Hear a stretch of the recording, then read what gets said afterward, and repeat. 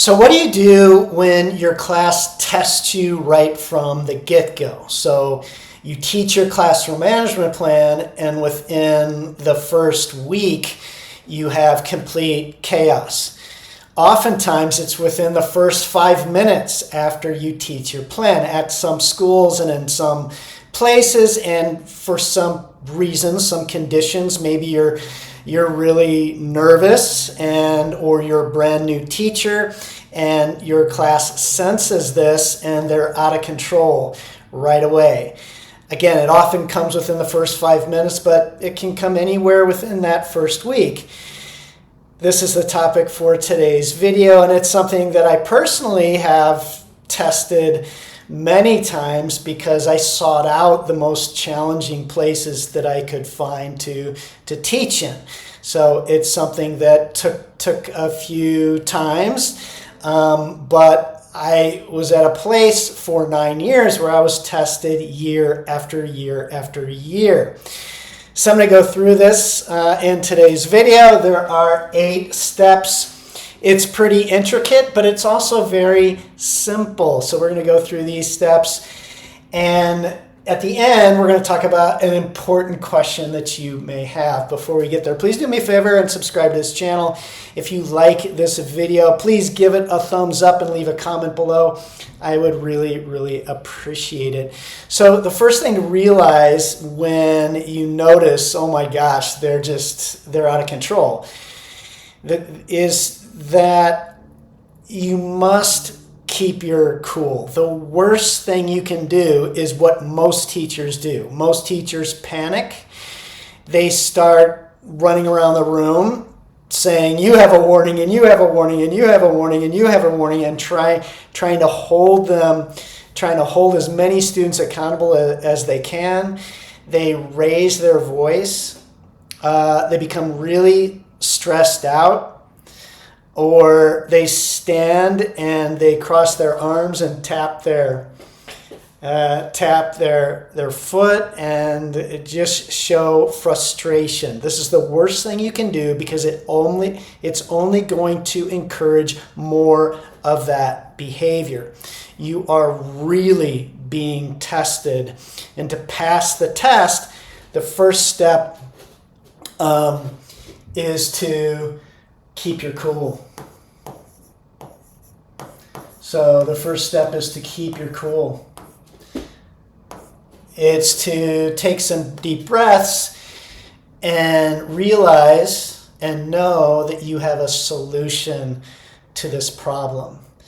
Now, if this is the first time you've tried this, you have to go on some faith here, and you have to have faith in yourself and trust in yourself that you're going to be able to handle it. My promise is that if you follow these steps, you will be able to fix the problem.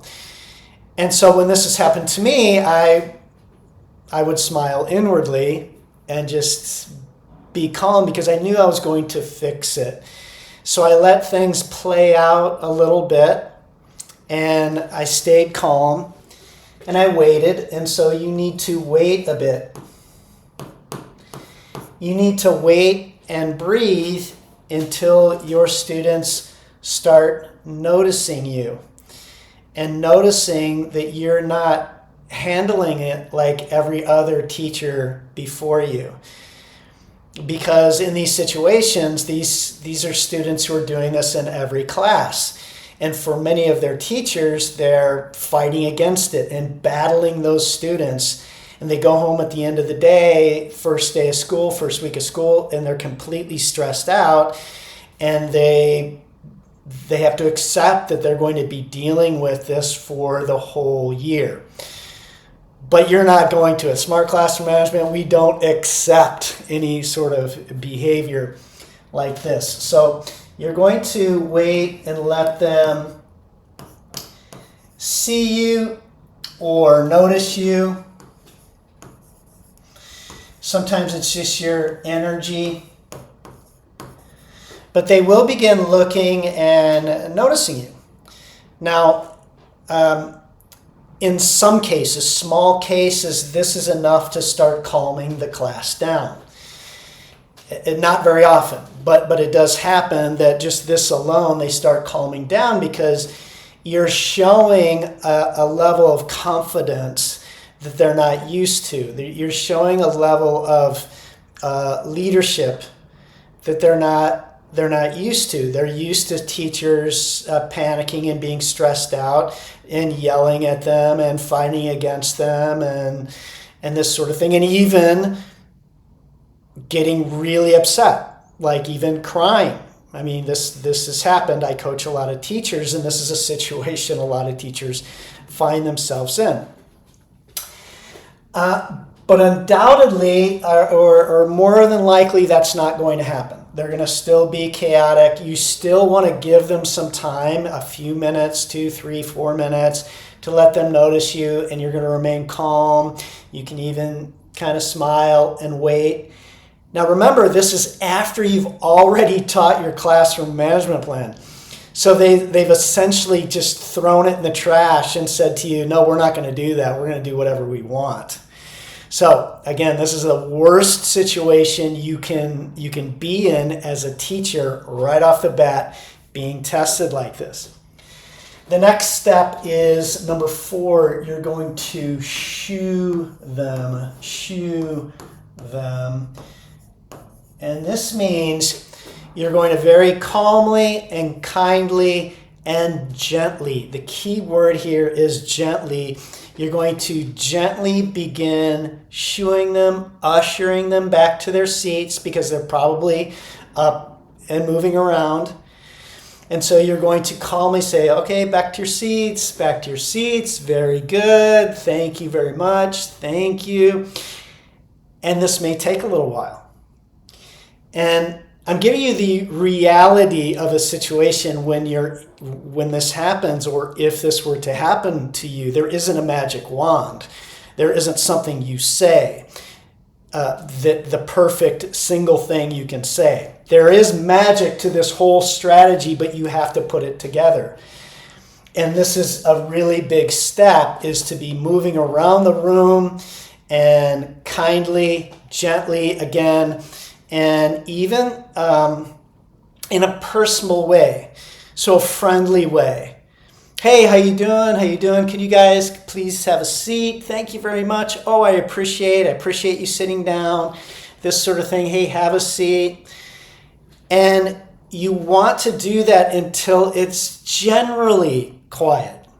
You may not get silence. You probably won't get silence. But you want to get it to where they're generally quiet and calm, and they will be. And you have to be willing to take as long as it needs, 10, 15 minutes from step 1 to step 4. And you may start step 4 after, 5 minutes. And so, it can take a while to just kind of gently have a seat. And if you stay calm, they start getting calm, they get tired of what they're doing and end up sitting down. That doesn't mean that they're going to be all of a sudden better behaved and listening to you or anything like that, but they're calm enough to go on to step 5. And step 5 is, I'm going to kind of emphasize with step 5 is a kind of a quote from Bruce Lee. I was a big Bruce Lee fan, the martial artist. And you want to be soft like water during this time. So you want to bring your blood pressure really low. Your energy you bring to the classroom has a tremendous effect on your students. And so if you're super calm and show confidence, it really has an effect on them. They will calm down and begin looking towards you.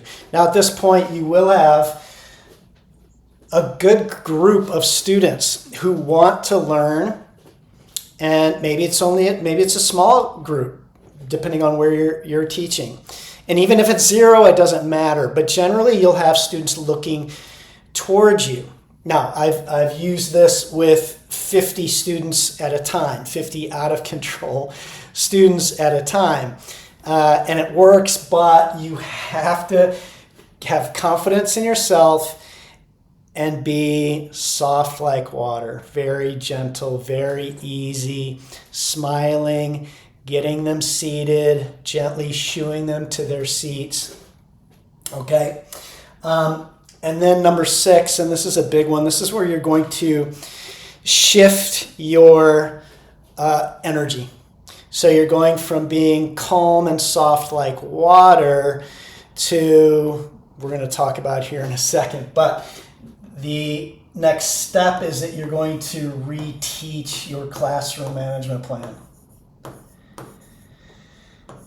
So essentially, what you're saying to your class is no. You're telling them, no, you're not going to accept this. No, I'm not that kind of teacher. Yes, I'm someone different. The inkling by the way that the teacher has behaved, by the way I've been behaving, nice and calm and easy, it's so different than other teachers they're used to, and you're saying, yes, that is right. I am different. And so they're already thinking this, they're already getting an idea that you are someone different, and you're going to confirm it with number 6 by saying we're going to reteach the classroom management plan again, because clearly they didn't believe you when you taught it the first time. They didn't believe you were serious. They don't care. They think they're in control of the classroom. And so you're going to say, no, you're not. I'm in control of the classroom. Now, you're not saying that in a forceful way. We're not creating friction. But our energy is going to change from being super calm and soft to great boldness.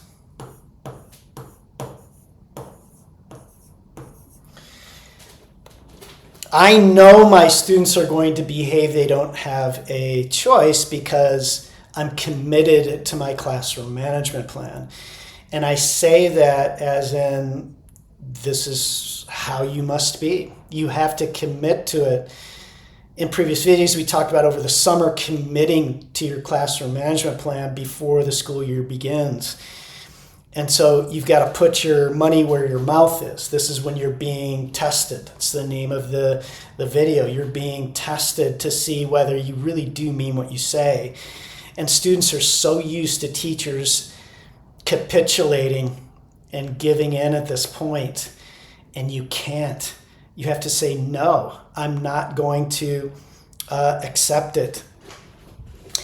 And you're going to reteach your classroom management plan with boldness. Now, this has kind of 3 quick steps to it that we're going to talk about. But before we do, if you hear complaining, these are students who they're going to the nth degree to get you off your game, to get under your skin.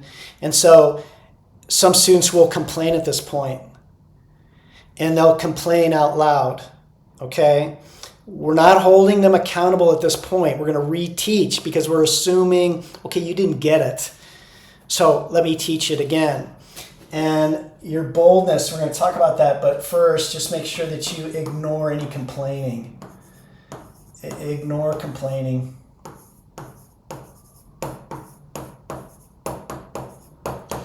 I apologize for the length of this video and for the wordiness of this video, but I think it's really important. And if you're in this position, I want to give you every opportunity to understand this and fix it, because it will work. And it's going to dictate the rest of your school year. So you have to get it right. When I talk about boldness, I mean the next time, however you taught your plan the first time, you're going to teach it with even greater detail. Because remember, you're telling them here, you're telling them, oh, no, I really did mean what I said. You're not going to say it like that, of course, but that's the message they're going to receive.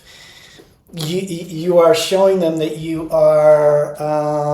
a leader worth following. So in greater detail, in greater clarity, so this is what boldness means, right? Greater clarity, and then maybe the most important, greater passion. So this passion is born of your commitment to your students, to your belief in them, no matter where they come from or who they are or how badly behaved, how far behind they are, that you're going to teach them up, that you are the right person in the right place at the right time. You are the one they've been waiting for. And this passion comes from your belief in them, belief in every individual to overcome their circumstances, overcome whatever's causing them to go down the wrong path. And these three right here is when everything changes. But however, no matter what happens during this time or how they're responding, you're going to plow through it. Teach it to a T. And then start following it to a T the second you finish. And you have to be so committed that you have to accept that no matter what happens, you're going to follow through. This shows students that you really mean it, but it proves it to them at such a level that it changes their behavior and the way they view you. It won't happen if you get angry and lose your cool.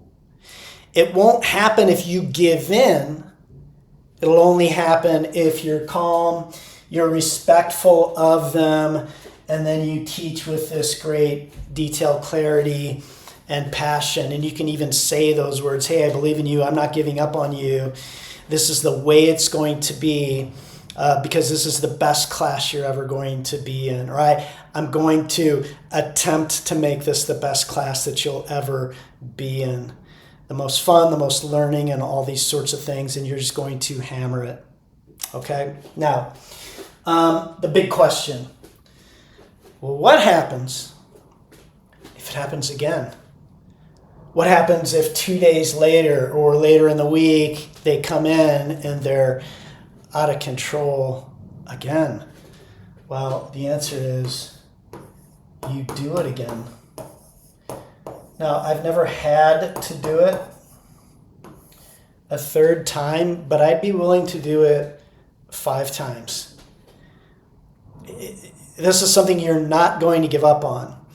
And when you have that in your mind, when you decide this is how it's going to be, the students respond to you. The other thing I found is the very first time you teach it, if you teach it with this energy, knowing that you've got this behind you, that you're going to do this no matter what. You're going to be calm and you're going to reteach it in greater detail, and you're not going to accept less. Then that first time they often will take you in most kind of situations, classrooms. And by the way, I've had to do this as young as 5th grade, kindergarten, of course. A little bit different, but the same. You're still keeping your cool. But your language, of course, is going to be a bit different. But my promise to you is I don't care where you teach. You can teach in the most challenging school, the most challenging situation where every teacher is struggling profoundly, but they won't with you because you're not going to accept it. You're going to rise above it. You're going to take a step higher in your capacity, in your leadership, in your teaching ability. And then you're going to teach great lessons to go along with your holding them accountable. You're going to be honest with your students. They're going to feel it when their grades are lower. They're going to want to and enjoy being in your classroom. So you're going to have leverage as time goes on. But this is the answer. I hope this helps. I hope you're having, if you've started school, the school year already, I hope this is that you're doing well. If not, and by the way, you can do this at any time of the school year. So if you lose control sometime, you can't get their attention, this is a solution. Hope this helps. Hope you're having a great week. See you next time.